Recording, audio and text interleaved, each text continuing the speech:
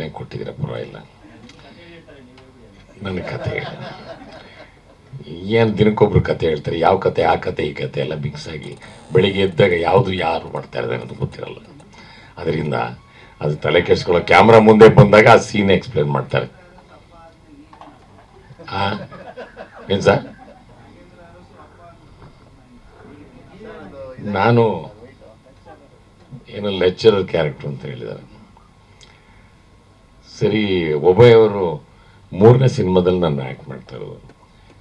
ಸಿನಿಮಾದಲ್ಲಿ ಪಾಪ ಅವರು ಸೀನ್ ಪೇಪರ್ ಕೊಡೋದಕ್ಕಿಂತ ಹೆಚ್ಚಾಗಿ ಎಕ್ಸ್ಪ್ಲೇನ್ ಮಾಡಿಬಿಡ್ತಾರೆ ಸೀನ್ನ.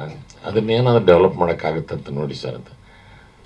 ನಮ್ಮ ಶಕ್ತಿ ಅನುಸಾರ ಆ ಸೀನ್ಗೆ ಇನ್ನೊಂದು ಸ್ವಲ್ಪ ಪುಷ್ಟಿ ಕೊಟ್ಟು ಆ ಸೀನ್ಗೆ ಇನ್ನೊಂದು ಸ್ವಲ್ಪ ಕಳೆ ಕಟ್ಟೋಂಗೆ ಮಾಡಿದ್ದೀನಿ. ಲಾಸ್ಟ್ ಕರಿಮಣಿ ಮಾಲೀಕನಲ್ಲಂತೂ ಸೀನ್ ಪೇಪರ್ ಕೊಡಲೇ ಇಲ್ಲ ಅವರು. ನನಗೂ ರೆಕ್ಕಾದಸ್ಕೊಂಡು ನೋಡಿ ಸರ್ ಇನ್ಸಿಡೆಂಟ್ ಇದು ಏನು ಮಾಡ್ಬೋದು ಅಂತ ನೋಡೋಣ ಪ್ರಯತ್ನ ಮಾಡಿದ್ವಿ. ಏನು ಒಂದು ಸೀನು ಓಕೆ, 2 ಸೀನ್ ಓಕೆ, 3ನೇ ಸೀನಲ್ಲೂ ಅದೇ ಥರ ಮಾಡಿದ್ರು. ಆಮೇಲೆ ನಾವು ಬರೆದಿದ್ದಕ್ಕಿಂತ ಚೆನ್ನಾಗಿ ಆಗ್ತಾಯಿದೆ ಸರ್, ಅದಕ್ಕೋಸ್ಕರ ನಿಮ್ಮ ಸೀನ್ ಪೇಪರ್ ಕೊಡೋಲ್ಲ. ಇಡೀ ಸಿನಿಮಾದಲ್ಲಿ ಒಂದು 7-8 ಸೀನ್ ಮಾಡಿದ್ರು. 7-8 ಸೀನು ಕೂಡ ನಾನು ಅವರು ಇನ್ನೊಬ್ಬರು ಮಾತಾಡೋದನ್ನು ಚಿತ್ರೀಕರಣ ಮಾಡಿದ್ರು. ಅವರ ಟ್ಯಾಲೆಂಟು. ಸುಮಾರು ಜನ ನಿರ್ದೇಶಕರು ಈ ಥರ ಟ್ಯಾಲೆಂಟ್ ಇರುತ್ತೆ. ಸೀನ್ ನಮ್ಮ ಹತ್ರನೇ ಕ್ರಿಯೇಟ್ ಮಾಡಿಸಿ ಬರ್ಸಿ ಶೂಟ್ ಮಾಡುವಂಥ ಟ್ಯಾಲೆಂಟು. ಅದು ನಿಜವಾಗ್ಲೂ ಒಂದು ರೀತಿಯಲ್ಲಿ ನೈಜವಾಗಿ ಬರೋದಕ್ಕೆ ಒಂದು ಕಾರಣ ಆಗುತ್ತೆ ಅನ್ನೋದಕ್ಕೆ ನನ್ನ ಒಂದು ಅನುಭವ ಹೇಳುತ್ತೆ. ಈ ಸಿನಿಮಾದಲ್ಲಿ ಲೆಕ್ಚರ್ ಕ್ಯಾರೆಕ್ಟರ್ ಅಂತ ಹೇಳಿದ್ದಾರೆ, ಬಟ್ ಕಥೆ ನನಗೂ ಹೇಳಿಲ್ಲ ಏನು ಕತೆ ಅಂತ ಅಂದ್ಬಿಟ್ಟು. ಗೊತ್ತಿಲ್ಲ ಸರ್, 7-8 ದಿನ ಇದೆ ಅಂತಂದ್ರೆ ಅಷ್ಟೇ. 7-8 ದಿನದಲ್ಲಿ ದಿನಕ್ಕೊಂದು ಸೀನ್ ಮಾಡ್ತಾರೋ ಇಲ್ಲ ದಿನಕ್ಕೆ 3 ಸೀನ್ ಮಾಡ್ತಾರೋ ಗೊತ್ತಿಲ್ಲ. ಅದು ಅವ್ರಿಗೆ ಬಿಟ್ಟಿದ್ದು, ಅದು ಹೇಳೋ ಅವಶ್ಯಕತೆಯೂ ಇಲ್ಲ ನನಗೆ.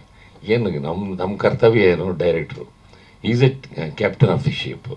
ಅವ್ರು ಏನು ಹೇಳ್ತಾರೆ ಅದನ್ನು, ಅದ್ರ ಜೊತೆಗೆ ಅವರೇ first audience of the product. ಒಬ್ಬ ಮೊದಲನೇ ಪ್ರೇಕ್ಷಕ ಡೈರೆಕ್ಟ್ ಇಟ್ ಸ್ವಲ್ಪ. ಸೊ ಆ ಒಂದು ದೃಷ್ಟಿಯಿಂದ ನಾವು ಅವ್ರನ್ನ, ಅವನು ಯುವಕ ಆಗಿರ್ಬೋದು ಇಲ್ಲ ಮುದುಕ ಆಗಿರ್ಬೋದು, ಭಾಳ ಸೀನಿಯರ್ ಆಗಿರ್ಬೋದು, ನಮ್ಗೆ ಅವಶ್ಯಕತೆ ಇಲ್ಲ. ಆ ಪಾಲನೆ ಮಾಡ್ತೀವಿ. ಕ್ಯಾಮ್ರಾ ಮುಂದೆ ನಿಂತ್ಕೊಂಡಾಗ ಏನು ಮಾಡಬೇಕು ಅನ್ನೋದು ಒಬ್ಬ ನಟನಾಗಿ ನಾನು ಮೊದಲಿನಿಂದಲೂ ಕೇಳ್ಕೊಂಬಂದಿರ್ತು. ಅವನು ಎಂಥ ಉದ್ದಟನ ತೋರಿದ್ರು ಕೂಡ ನಾನು ಮೂಗು ತೋರಿಸಲ್ಲ. ಅದು ನನ್ನ ವೈಯಕ್ತಿಕ ಒಂದು ಸಿದ್ಧಾಂತ.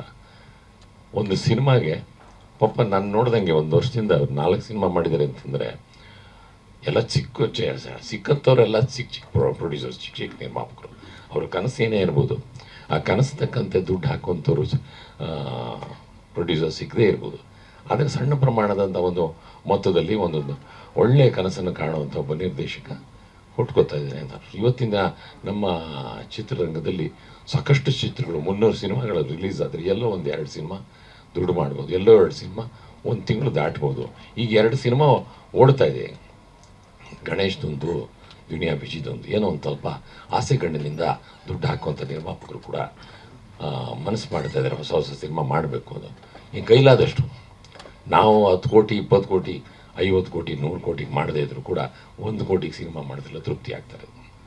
ಅದರಲ್ಲಿ ಒಳ್ಳೆ ಕಥೆಗಳು ಸಿಗ್ಬೋದು. ಅದನ್ನು ಆಯ್ಕೆ ಮಾಡ್ಕೊಳ್ಳೋದು ನಿರ್ದೇಶಕರ ಒಂದು ಕರ್ತವ್ಯ. ಯಾಕೆಂದರೆ ಅವನ ಭವಿಷ್ಯನೂ ಅದರಿಂದ ನಿರ್ಧಾರ ಆಗುತ್ತೆ. ಒಂದು ಎರಡನೇದಾಗಿ ಪ್ರೇಕ್ಷಕನಿಗೆ ಏನಂತಂದರೆ ಅವನಿಗೆ ಸಾವಿರಾರು ಆಯ್ಕೆಗಳಿರುತ್ತೆ. ಒಬ್ಬ ಪ್ರೇಕ್ಷಕ ನಾನು ಚಿತ್ರಮಂದಿರದ ಒಳಗಡೆ ಬಂದರೆ ನನಗೆ ಹೊಟ್ಟೆ ತುಂಬ ಊಟ ಸಿಗುತ್ತೆ ಅನ್ನೋ ದೃಷ್ಟಿಯಿಂದ ಬರ್ತಾನೆ. ಅಂದರೆ ನನಗೆ ಮನೋರಂಜನೆ ಸಿಗ್ತದೆ. ನಾನು ಎಷ್ಟೋ ನನ್ನ ಕೆಲಸದ ಒತ್ತಡದಿಂದ ಆಚೆಗೆ ಬರಬೇಕು, ರಿಲೀಫ್ ಆಗಬೇಕು ಅಂತ ಅನ್ನೋದಕ್ಕೋಸ್ಕರ, ಎಂಟರ್ಟೈನ್ಮೆಂಟ್ಗೋಸ್ಕರ ಹುಡುಕ್ತಾ ಇರ್ತಾನೆ. ಆ ಹುಡುಕಾಟದಲ್ಲಿ ಒಂದು ಚಿತ್ರಮಂದಿರದಲ್ಲಿ ನಾನು ಒಳ್ಳೆ ಚಿತ್ರ ನೋಡ್ಬೋದು ಅಂತಂದರೆ ಬರ್ತಾನೆ. ನೆಕ್ಸ್ಟ್ ಡೇ ಆನ್ಲೈನಲ್ಲಿ ನೋಡಬೇಕು ಅಂದರೆ ಅಲ್ಲೇ ಕೂತ್ಕೋತಾನೆ ಮನೆ ಒಳಗೆ. ಅಂದರೆ ಯಾರು ಒಳಗಡೆ ಕೂತ್ಕೊಂಡು ಚಿತ್ರರಂಗಕ್ಕೆ ಬಂದು ಸಿನಿಮಾ ನೋಡೋದು ಅಂತಂದ್ರೆ ಒಂದು ಸಂಭ್ರಮ, ಅದೊಂದು ವೈಭೋಗ. ಈ ಟೈಟ್ಲಿಗೆ ರಿಲೆವೆಂಟ್ ಅದು ಅಂತಂದರೆ ಹಿಂದಿನ ಕಾಲದಲ್ಲಿ ತಿಂಗಳಿಗೆ 1 ಸಿನಿಮಾ ರಿಲೀಸ್ ಆಗ್ತಿತ್ತು, ವರ್ಷಕ್ಕೆ 12 ಸಿನಿಮಾ ರಿಲೀಸ್ ಆಗ್ತಿತ್ತು. ಎಲ್ಲ ಸಿನಿಮಾನೂ ನೋಡೋಕ್ಕೆ ಪ್ರೇಕ್ಷಕರಿಗೆ ಅವಕಾಶ ಆಯಿತು. ಚಿತ್ರರಂಗ ಸಾವಿರಾರು ಜನ, ಲಕ್ಷಾಂತರ ಜನ, ನೆಟ್ವರ್ಕು, ಕುಟುಂಬದ ಸದಸ್ಯರಿಂದ ಹಿಡಿದು ಎಲ್ಲರೂ ಕೂಡ ಊಟ ಮಾಡ್ತಾರೆ. ಬೇರೆ ಬೇರೆ ಥರದ ಉಪಯೋಗಗಳಾಗ್ತದೆ. ಅದರಿಂದ ನಾನು ಹೇಳೋದಿಷ್ಟೇ, ಈಗೇನು 2 ಸಿನಿಮಾ ಗೆದ್ದಿದೆ, ಅದೇ ರೀತಿ ನಿಮ್ಮ ದೃಷ್ಟಿಕೋನ ಏನಿರಬೇಕು, ಈ ಸಿನಿಮಾ ಗೆಲ್ಲಬೇಕು. ನಾನು ಬೆಳಿಬೇಕು, ನಾನು ಕೆಲಸ ಮಾಡಬೇಕು ಅನ್ನೋದಕ್ಕೆ, ಕೆಲಸ ಕೊಡಬೇಕು ಅನ್ನೋದಕ್ಕಿಂತ ಒಳ್ಳೆಯ ಚಿತ್ರಗಳನ್ನು ಕೊಟ್ಟು ಜನಗಳನ್ನು ಚಿತ್ರರಂಗದತ್ತ ಸೆಳೆಯೋದಕ್ಕೆ ನಾವು ಪ್ರಯತ್ನ ಮಾಡೋಣ. ನಾವು 300 ಸಿನಿಮಾದಲ್ಲಿ 2 ಸಿನಿಮಾ ಗೆದ್ದು ಇನ್ನು ಮಿಕ್ಕಿ ಸಿನಿಮಾಗಳು ಮನೆ ಸೇರಿದ್ದಾವೆ ಅಂದಾಗ ನನ್ನ ಸಿನಿಮಾ ಅದರ ಆಚೆ ಬಂದು ನಾನು ಮಾಡ್ತೀನಿ, ಗೆಲ್ಲಿಸ್ತೀನಿ. ಇದ್ರ ಜೊತೆಗೆ ಒಳ್ಳೆ ನಾವು ಪ್ರಾಡಕ್ಟ್ ಕೊಟ್ಟಾಗ ನೀವು ಕೂಡ ನಮ್ಮನ್ನು ಸಹಕಾರಿಯಾಗಿ ಬೆಳೆಸ್ತೀರಿ ಅಂತ ಅನ್ನೋದು ನಮಗೆ ನಂಬಿಕೆ ಇದೆ. ಇಡೀ ತಂಡಕ್ಕೆ ಒಳ್ಳೆಯದಾಗಲಿ, ನಿಮಗೂ ಒಳ್ಳೆಯದಾಗಲಿ ಅಂತ ಹೇಳ್ತಾ ನನ್ನ ಮಾತನ್ನು ಮುಗಿಸ್ತೀನಿ. ನಮಸ್ಕಾರ. ಸ್ವಾದಿಷ್ಟತೆಯ ಸ್ವಾದ, ತಾಜಾತನದ ಆಹ್ಲಾದ, ಉತ್ತಮ ಆರೋಗ್ಯ ಮತ್ತು ಹೆಚ್ಚಿನ ರೋಗ ನಿರೋಧಕ ಶಕ್ತಿಯ ವೃದ್ಧಿಗೆ ಈಗ ನಿಮಗೆ ಸಿಗುತ್ತಿದೆ ಉತ್ತಮ ಗುಣಮಟ್ಟದ ಪೌಷ್ಟಿಕಾಂಶ Shri Vaidik millet health mix. ಇದು ಸಿರಿಧಾನ್ಯಗಳ ಸಂಪತ್ತು.